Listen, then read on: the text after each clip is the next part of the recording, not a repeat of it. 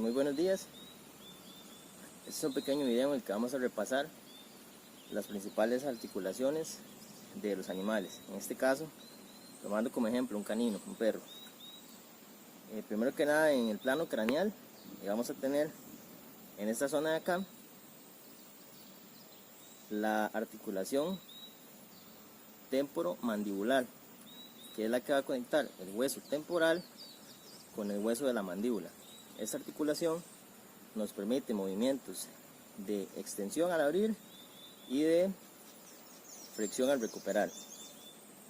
Igualmente, siguiendo hacia atrás, en esta zona de acá vamos a tener la articulación atlanto-occipital, que va a conectar el hueso occipital con el atlas.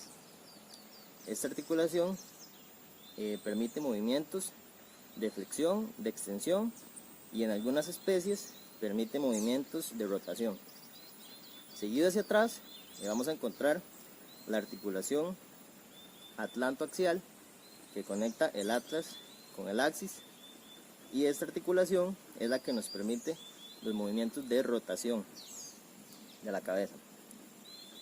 Siguiendo hacia atrás vamos a encontrar las articulaciones vertebrales, tanto de las vértebras cervicales como de las vértebras torácicas, las vértebras lumbrales, las vértebras del sacro y las vértebras caudales. Estas articulaciones son fibrocartilaginosas y no permiten nada de movimiento o es casi nulo. Ahora, acá en el plano ventral vamos a tener las articulaciones de las costillas, que van a estar contrapuestas, una hacia cada lado, articuladas a la columna vertebral, y estas articulaciones tampoco nos permiten movimiento, son articulaciones fijas. Ahora vamos con las articulaciones del miembro craneal. Entonces, primero que nada vamos a tener la articulación escápula humeral, que es la articulación que conecta la escápula con el húmero. Esta articulación permite al animal realizar movimientos de abducción y aducción. Seguido hacia abajo vamos a encontrar y esta articulación es la que se conoce como la articulación del hombro. Seguido hacia abajo vamos a encontrar la articulación húmero radio ulnar, que es la que conecta estos tres huesos y es la que se conoce como la articulación del codo. Esta articulación es la que permite al animal realizar movimientos de flexión y de extensión al recuperar. Si seguimos hacia abajo vamos a encontrar la articulación que une el hueso del radio con los huesos del carpo. Esta articulación igualmente es la que se conoce como la articulación de la muñeca y va a permitir que el animal realice movimientos de flexión y extensión.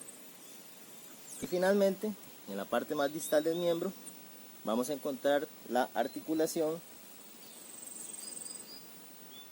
metacarpo-falángica, que es la que une el metacarpo con las falanges. Esa es la que se conoce como menudillo y que también permite que el animal realice movimientos de flexión y de extensión.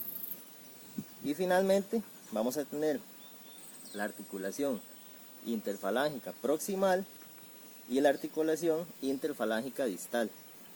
Esta articulación permite igualmente movimientos de flexión y de extensión. En el miembro caudal vamos a tener, primero que nada, la articulación sacroiliaca, que va a conectar el hueco del sacro con el ilión. Esta es una articulación fija, no permite movimiento.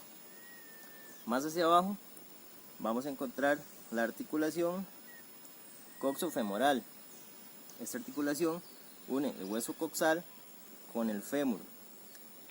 Esta articulación es conocida como la articulación de la cadera y va a permitir que el animal realice movimientos de abducción y aducción al recuperar. Más hacia abajo vamos a encontrar la articulación del fémur con la tibia o la articulación tibiofemoral, que se conoce también como la articulación de la rodilla. Esta articulación permite que el animal realice movimientos de extensión y de flexión principalmente. Y finalmente vamos a tener la articulación que conecta el metatarso con las falanges, o la articulación metatarsofalángica, que sería el menudillo en el miembro craneal. Y finalmente, al igual que en el miembro craneal, vamos a tener la articulación interfalángica proximal y la articulación interfalángica distal.